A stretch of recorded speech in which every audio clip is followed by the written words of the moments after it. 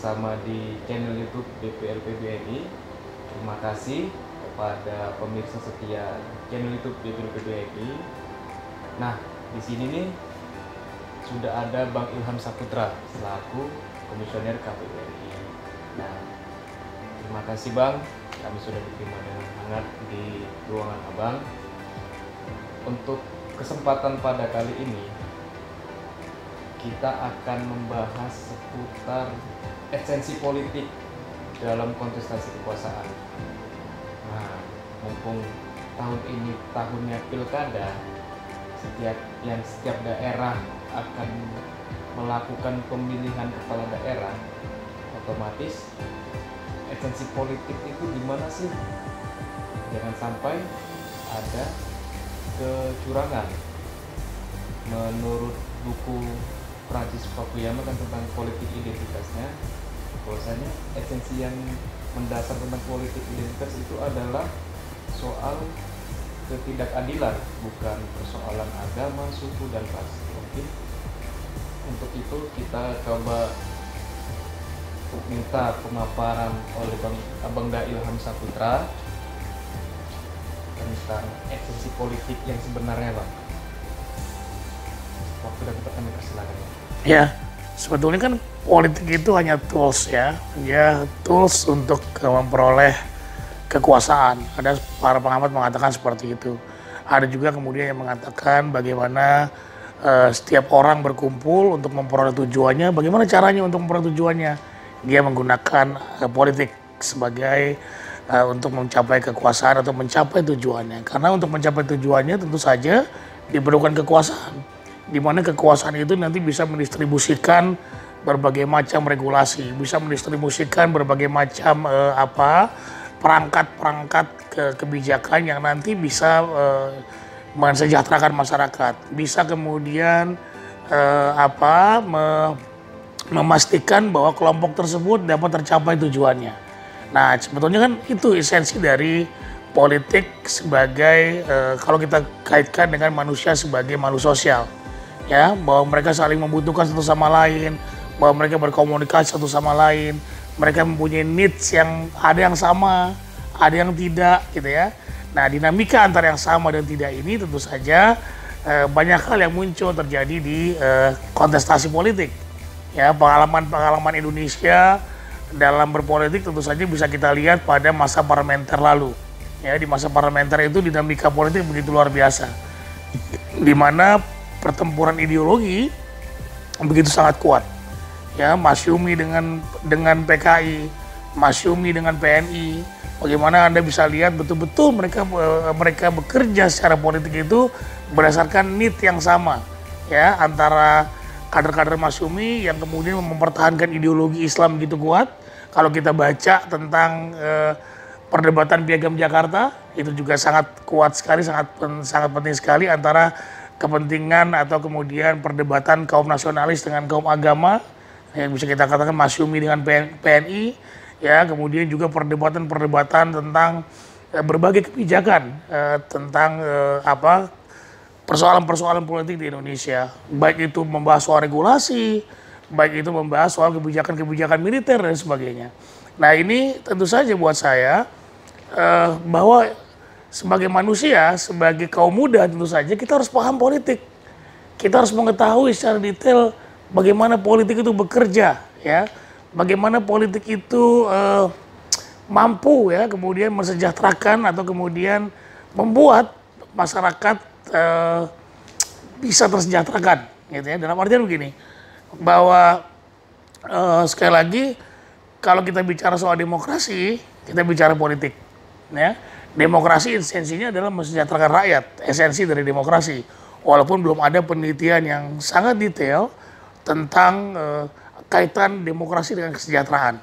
Karena seperti negara-negara yang sejahtera seperti Singapura misalnya saja, tetapi secara politik apakah bisa dikatakan sebagai sebuah negara demokrasi? I don't think so, karena memang beberapa aktivis-aktivis di sana dibungkam misalnya saja ketika berbeda dengan penguasa. Nah, ini saya kira sekali lagi kalau Anda ingin mencapai tujuan, ya, tujuan Anda ingin mencapai atau kemudian ingin punya cita-cita mensejahterakan rakyat, melawan ketidakadilan yang seperti kata Fukuyama tadi, maka mau tidak mau sebagai kaum muda, Anda harus menceburkan diri Anda, menenggelamkan diri Anda, atau melibatkan diri Anda dalam proses politik di Negara Kesatuan Republik Indonesia ini. Mungkin itu apakah bagaimana soal peran pemuda ini membuat terjun ke dunia politik itu? Tentu saja pertama harus berkecimpung berorganisasi terlebih dahulu dari SMP atau dari SMA ya, untuk kemudian punya kecakapan dalam berorganisasi. Berorganisasi penting. Berorganisasi adalah satu wahana untuk kita kemudian bisa menceburkan diri dalam politik misalnya. Saya tidak perlu bilang kemudian you harus masuk partai politik, tidak harus seperti itu ya. Tetapi kalau kemudian ingin terlibat dalam partai politik juga baik-baik saja, gitu ya. Nah, saya ingin menyampaikan bahwa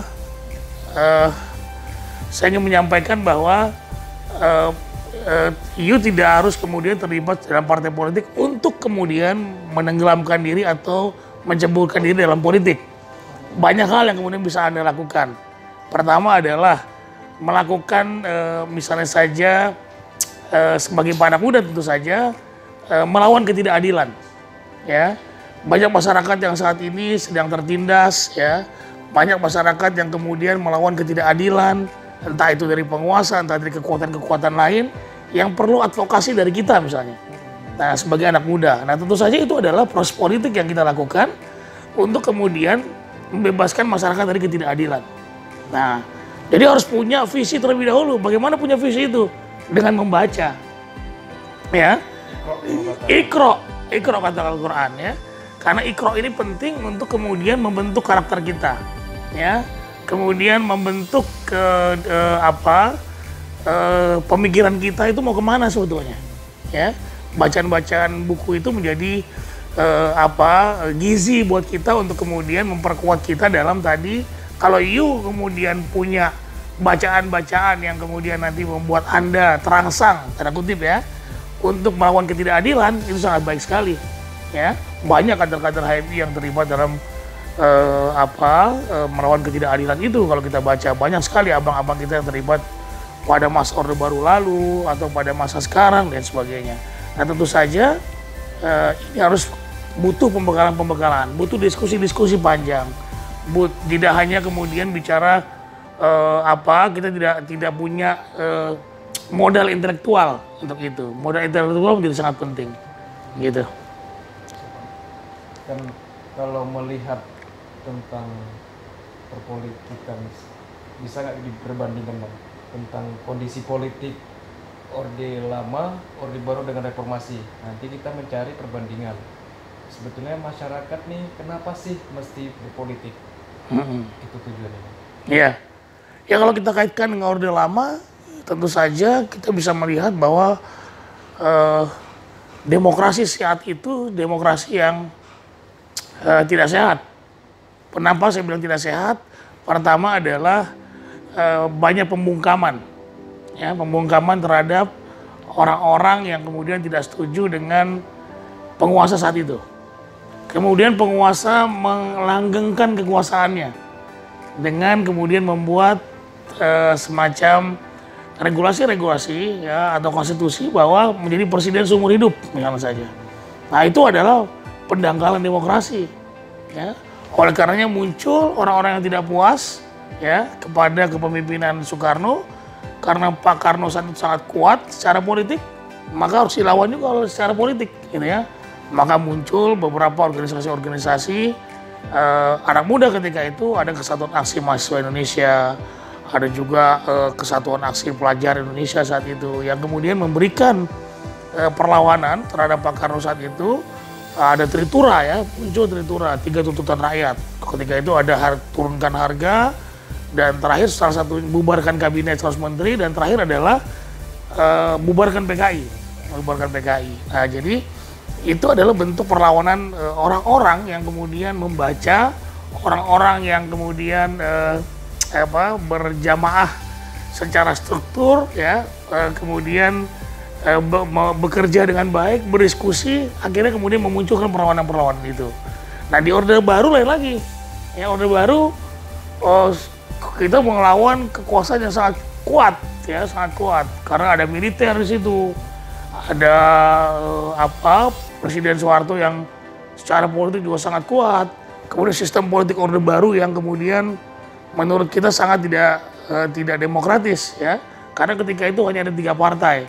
Jadi pertama tahun 71 itu ada sekitar 9 partai, kemudian difusi untuk partai yang Islam itu ada P3, Partai Persatuan Pembangunan, kemudian ada Golongan Karya ke saat itu bukan sebagai partai politik, kemudian terakhir adalah PDI, Partai Demokrasi Indonesia, di mana ada fusi partai-partai nasionalis dengan partai Kristen, ya, dan partai Katolik ada di situ.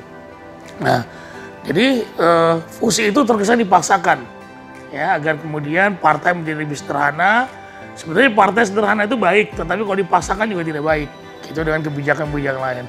Kemudian ada isu azas tunggal ketika itu, ya,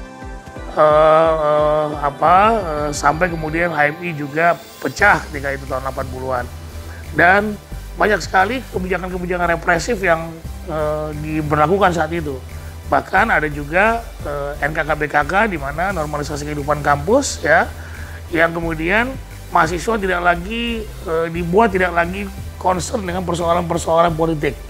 Ketika tidak lagi dipaksa untuk concern dengan persoalan-persoalan politik, maka mahasiswa jadi buta politik. Mahasiswa, ya, gara-gara peristiwa Mari. Kemudian mahasiswa tidak lagi peduli dengan kondisi masyarakat. Jadi mereka harus belajar, tidak boleh concern dengan persoalan-persoalan politik dan persoalan-persoalan kemasyarakatan. Padahal mahasiswa itu diciptakan, dibuat pintar, salah satunya harus mengabdi kepada masyarakat. Untuk mengabdi kepada masyarakat dia harus peduli, harus care. Tridharma Perguruan Tinggi. Dia harus care dan peduli dengan kondisi masyarakat saat ini. Ya, di berbagai belahan dunia, revolusi dan reformasi itu dimulai oleh orang-anak muda. Ya, oleh karenanya sebagai anak muda patut untuk kemudian menceburkan diri dalam upaya, ya, memperbaiki bangsa ini, memperbaiki negara. Karena salah satu upaya, salah satu tujuan politik adalah sebetulnya itu, ya. Jadi kalau orang melihat bahwa politik itu kotor, politik itu kasar dan sebagainya. Nah, salah satu hal yang kemudian dianggap kotor, salah satu panggung politik, titik terendah dari politik itu adalah bagaimana cara mempertahankan kekuasaan dan merebut kekuasaan.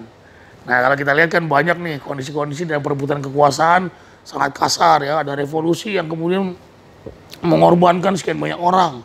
Revolusi yang didukung oleh militer misalnya saja di berbagai belahan negara dan sebagainya. Nah, ini tentu saja penting diketahui oleh mahasiswa atau anak muda agar kemudian hal-hal yang bertentangan dengan demokrasi, hal-hal yang bertentangan dengan kemanusiaan, hal-hal yang bertentangan dengan nilai-nilai ketuhanan ini harus kemudian dilawan, ya, dilawan dengan cara, ya, pertama kalau kata Ali bin Abi Thalib, kezoliman yang terorganisir, ya, akan mengalahkan kebenaran yang tidak terorganisir. Makanya kalau untuk karena itu membentuk kebenaran yang terorganisir ini penting, ya. Makanya pendahulu-pendahulu kita, Prof. Lafran Pani membuat HMI. Apa tujuannya? Salah satunya adalah untuk kemudian menegakkan atau kemudian menyiarkan nilai-nilai Islam di kalangan anak muda. Nah, ini penting sekali gitu, ya. Jangan sampai kemudian HMI kehilangan nilai-nilai keislamannya. Nah, ini bahaya, ya. Kita HMI ini dibentuk karena kita adalah mahasiswa Islam. Ya, nah ini kadang-kadang dilupakan oleh para kader nih kan. Jadi ya hal-hal sering lalai. Nah, kewajiban-kewajiban, nilai-nilai keislaman dan sebagainya penting untuk dikaji kembali. Jadi tadi untuk Orde Baru, kalau reformasi tentu saja orang diberi kesempatan untuk berartikulasi, silakan. Orang diberi kesempatan untuk menyampaikan hal-hal yang menurut mereka benar, silakan. Tidak ada masalah dengan itu. Jadi reformasi ini adalah masa atau orde yang menurut saya paling baik dalam konteks peningkatan demokrasi Indonesia, dalam konteks kontestasi politik di Indonesia, ya, dibandingkan dengan Orde Baru dan Orde Lama. Walaupun kalau kita kaji plus minusnya, tentu saja kalau menurut saya reformasi akan di masa reformasi inilah kemudian demokrasi Indonesia lebih baik. Politik Indonesia lebih baik terukur dengan regulasi-regulasi yang menurut saya juga baik. Ya, ada pemilihan kepala daerah secara langsung, ada pemilihan presiden secara langsung, kemudian orang diberikan, tidak ada tekanan-tekanan dari penguasa untuk memilih salah satu partai atau salah satu kandidat, ya. Nah, ini baik sekali untuk proses demokrasi kita ke depan, karena itu diatur oleh regulasi. Ya, regulasi yang kuat maka akan menciptakan demokrasi yang kuat dan tindakan politik yang sehat. Ya, mungkin sebelumnya kita coffee break dulu ya. Oke.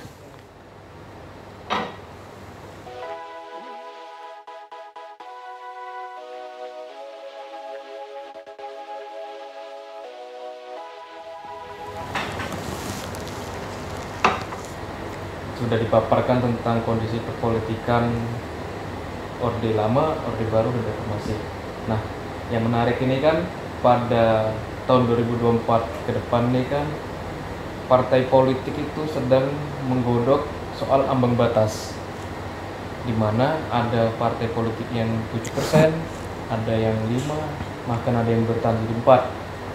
Mungkin apakah ini akan kembali seperti ke Orde Baru yang hanya 3 partai, atau bagaimana? Kita simak penjelasan mungkin. Iya, sebetulnya ada perbedaan ya dalam upaya melakukan penyederhanaan partai dengan ketika masa Orde Baru. Ya, kalau masa Orde Baru, kalau saya lihat ada pembungkaman, ya, semacam ada pembungkaman. Kenapa kemudian dibuat fusi, ya, dibuat bersatu partai berdasarkan ideologi, ada Islam jadi Partai Persatuan Pembangunan, Golkar, dan juga ada PDI, ya, ketika itu.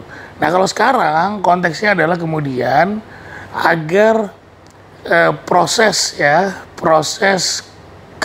dialektika atau pembuatan kebijakan itu jauh lebih mudah, ya. Kemudian masyarakat juga bisa dengan mudah memilih pilihan-pilihan partainya ketika pemilu, ya. Jadi sebetulnya bukan dalam rangka untuk kemudian membungkam dalam konteks tadi penyederhanaan partai di masa sekarang. Kalau kita lihat ya, dulu pemilu di 99 ada 48 partai. Saya ingat betul tuh 99. Itu awal-awal. Awal-awal reformasi, setelah ya semua orang boleh menyampaikan pendapatnya. Bahkan orang yang ideologinya tipis-tipis buat 2 partai, 3 partai, 4 partai dan sebagainya. Ya. Kemudian di tahun 2004 pemilu kita pertama di masa reformasi, reformasi 99 ya, tetapi pemilu yang presiden pertama, pemilu presiden secara langsung pertama itu hanya ada 24 partai kalau saya tidak salah, ya. 2009 tambah lagi ada 38 partai. Kemudian 2014 sudah mulai mengerucut, dan kemarin ada sekitar 15 partai, ya. Nah, jadi penting sebetulnya, ya, sebenarnya ada 12 partai, ada 3 partai lokal di Aceh, ya, ada 12 partai. Nah, jadi penting sebetulnya menyederhanakan partai dengan cara yang kemudian bahwa perwakilan di parlemen itu sudah cukup terwakili, ya, dalam arti cukup terwakili ke depan. Cuman kalau di Indonesia ini masalahnya begini nih, kita masih diberi kesempatan untuk membentuk partai dan ikut dalam pemilu. Ya, walaupun sudah ada parliamentary threshold. Ya, jadi kan gini nih, parlemen dulu di tahun 99 ada electoral threshold, ya, jumlah suara, ya. Kemudian 2004 ada parliamentary threshold, 2009 juga ada parliamentary threshold, sekarang juga masih ada parliamentary threshold. Tetapi kemudian orang yang buat partai baru itu masih diberikan kesempatan untuk diverifikasi mengikuti pemilu, kan begitu. Nah, jadi partainya nggak sederhana-sederhana. Nah, jadi mungkin kemudian dibuat dibuat oleh parlemen undang-undang mempertinggi parliamentary threshold ini. Saya secara pribadi setuju dalam konteks kemudian menyederhanakan partai agar masyarakat agar kemudian fragmentasi partai ini bisa berdasarkan ideologi lagi misalnya. Bisa berdasarkan bagaimana partai itu bekerja untuk rakyat, ya. Karena kalau banyak sekali juga rakyat bingung kan, masyarakat bingung. Kemudian fragmentasi atau kemudian dalam konteks dialektika di parlemen ketika membuat kebijakan itu akan lama. Iya kan? Karena ada banyak macam-macam kubu partai ini, kubu partai itu, kemudian dan sebagainya. Nah, penting untuk kemudian penyederhanaan ini membuat kebijakan-kebijakan yang lahir itu cepat, kebijakan-kebijakan lahir juga bisa menghasilkan ya, atau bisa mengambil aspirasi dari masyarakat sehingga masyarakat terpenuhi ya apa yang sudah dia pilih aspirasinya atau dia pilih ketika pemilu lalu. Dia ingin perubahan-perubahan, nah perubahan itu bisa terpenuhi, kemauan-kemauan masyarakat, keinginan-keinginan masyarakat bisa terpenuhi gitu. Mungkin lebih mudah dan lebih cepat apa namanya Bang ya, penyampaian aspirasi rakyat, pembuat keputusan itu. Iya, betul. Apakah elit politik ini juga bermain Bang di soal ambang batas tadi itu Bang?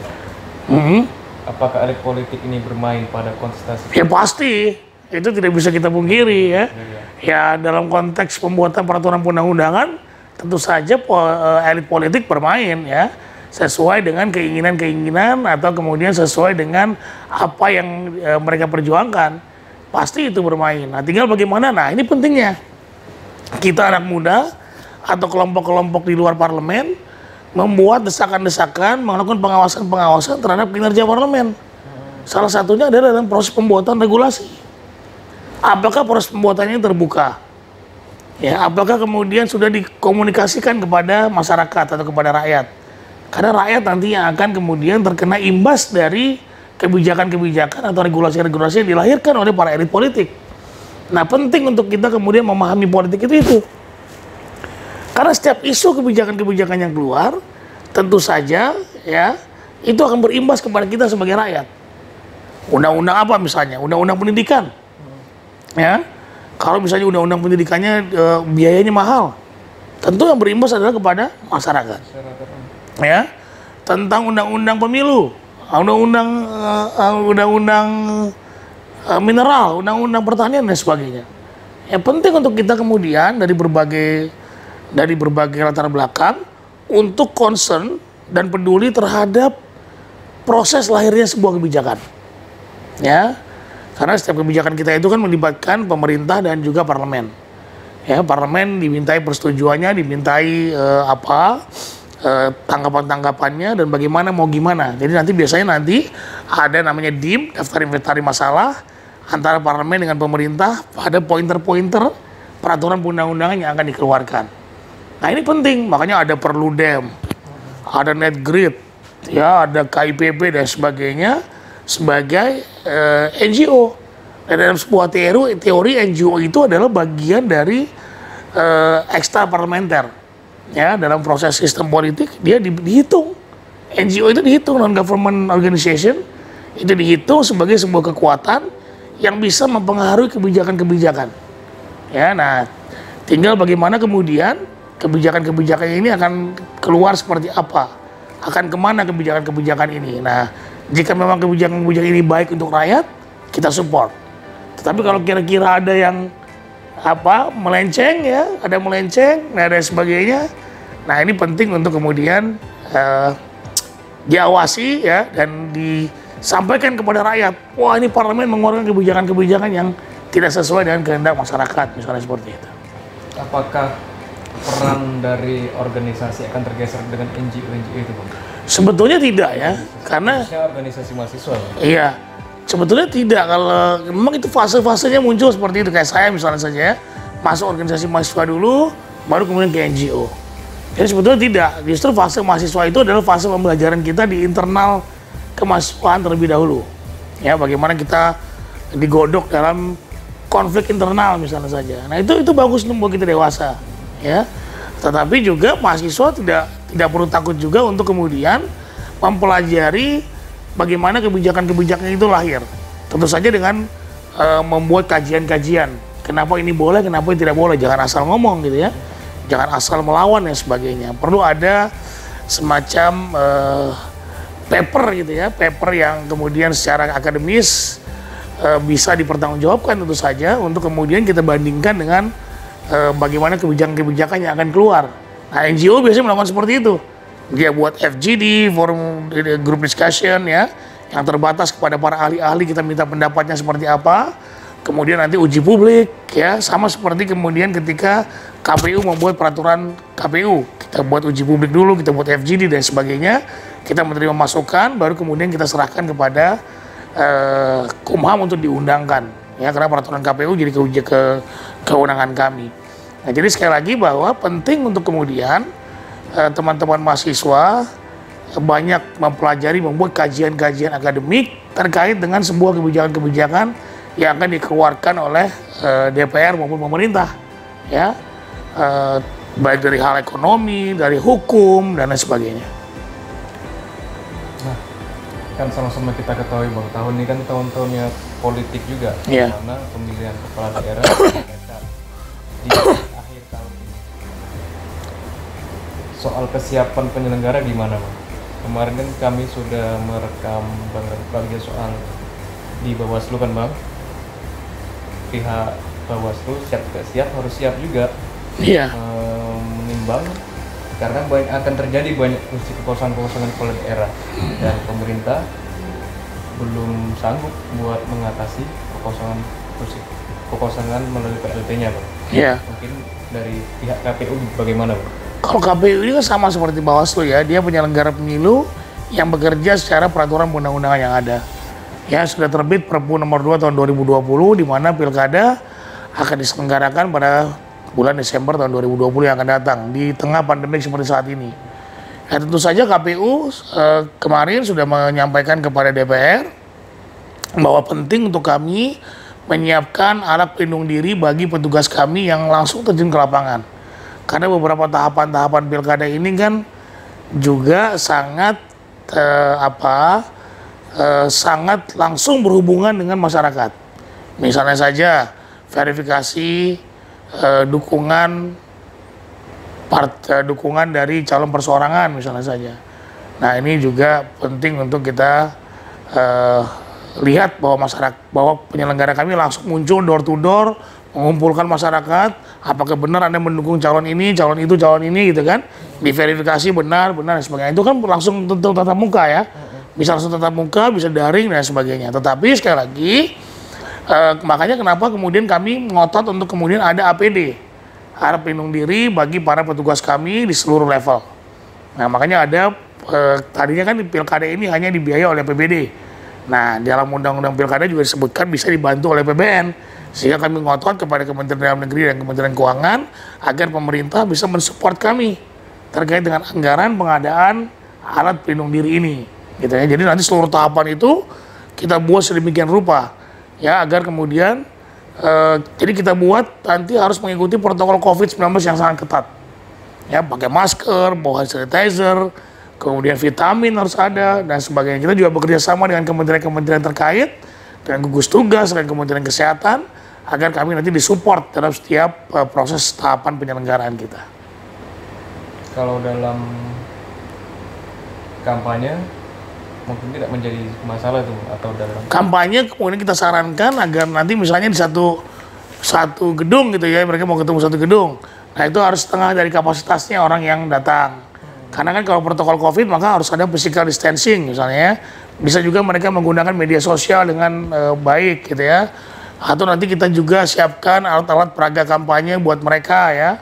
Kemudian juga tatap muka kita persilakan mereka juga bisa berkampanye via media elektronik misalnya saja. Nah, ini tentu perlu kita atur bagaimana aturan-aturannya sehingga nanti dalam proses penyelenggaraannya bisa berjalan dengan baik.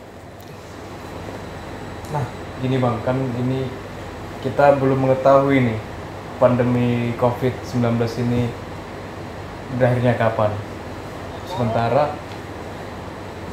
tahun 2024 kita akan melaksanakan pemilihan presiden, dan kalau tidak salah pemilihan legislatifnya di tahun 2004 apa di 2022 Bang? 2024. Tetap di 2024. Sorry, apa nih? Untuk apa? Pileg 2024. tetap 2024 juga berarti Bang. Karena 5 tahun nih kan. 5 tahun. Iya. Cuman kalau belum berakhir itu bagaimana Bang? Ya tentu saja kan ini adalah pertama kali kami bekerja di bawah pandemik. Pertama kali bekerja di bawah wabah bencana non alam. Bencana non alam nih kan karena COVID-19. Oleh karena ini menjadi salah satu pengalaman kami untuk kemudian bisa kita tingkatkan ya untuk penyelenggaraan pemilu ke depan. Karena pertama ini menjadi pelajaran buat kami. Ini bisa nggak kita lakukan penyelenggaraan pilkada di bawah pandemi COVID-19 dengan protokol-protokol yang sangat ketat. Nah, jadi ini juga menjadi pembelajaran buat kami agar nanti kalau misalnya masih ada, ya tentu saja kita akan berlakukan hal yang sama. Kita punya pengalaman yang sangat mumpuni untuk kemudian kita menyelenggarakan penyelenggaraan pilkada dan pemilu ke depan. Berarti ini suatu laboratorium juga nih. Betul. Sebelum apa ya kan, karena di pilkada di pemilu 2024 itu kan pasti sangat repot. Iya. Ini yang menjadi bayangan saya nih, apakah KPU mensetujui selaku menyelenggarakan soal pemilu secara langsung secara bersama itu Bang, soal Pilpres digabungkan, Pileg digabungkan, DPR. Nah, kalau KPU kan bekerja berdasarkan undang-undang. Ya, sekarang sedang digodok undang-undang pemilunya dan undang-undang pilkadanya. Apakah akan serentak pemilu dengan pilkadanya atau tidak, bagaimana saya tidak tahu. Tapi ada wacana pilkadanya akan kemudian diundurkan dari harusnya nanti sampai 2024, nanti juga akan ada serentak di 2024 antara pemilu dengan pilkada, dengan pemilihan. Tapi yang saya dengar wacana yang menguat di DPR adalah dia untuk pilkadanya mundur tahun 2027. Itu masih wacana ya, karena masih digodok oleh DPR. Seperti itu. Dan masih wacana, kita belum tahu pasti. Masih wacana. Kalau menurut Abang, yang bukan dan dirugikan siapa itu Bang? Soal wacana DPR yang...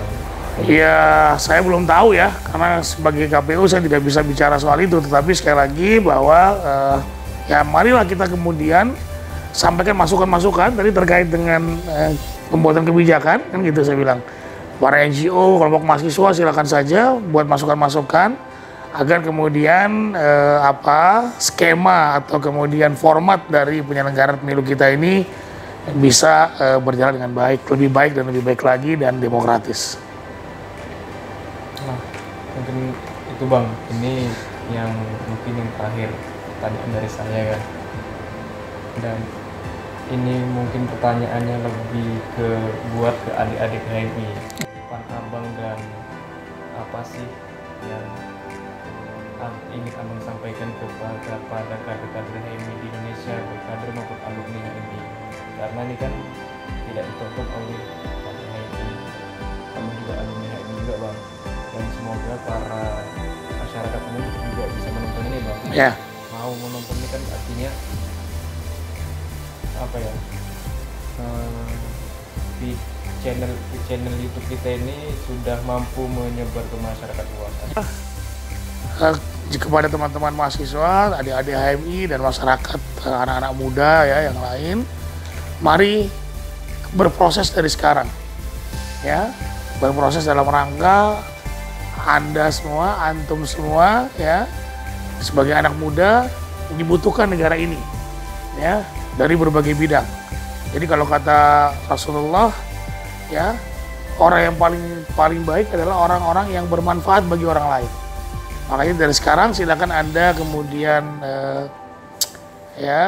mulai kemudian belajar, membaca, dan kemudian juga sekali lagi memperhatikan kondisi rakyat di Indonesia ini seperti apa, sehingga punya visi untuk kemudian teman-teman ini bisa bermanfaat bagi rakyat kita ini. Ketika teman-teman bisa berpikir seperti itu, maka tentu saja kita berharap bahwa apa yang kita lakukan, apa yang kita kerjakan, ya, untuk rakyat tentu saja akan menjadi ridho Allah Ta'ala. Saya kira itu. Mungkin itu saja ya buat sahabat YouTuber dan pemirsa setia channel YouTube PBHMI. Dan kami ucapkan terima kasih kepada Abang Dahlan Saputra. Terima kasih. Semoga tetap diberikan kesehatan dan keselamatan. Amin. Khususnya pada Pilkada serentak 2020 ini. Amin. Untuk itu, Terima kasih. Bila itu hidayah. Wassalamualaikum warahmatullahi wabarakatuh. Waalaikumsalam warahmatullahi wabarakatuh.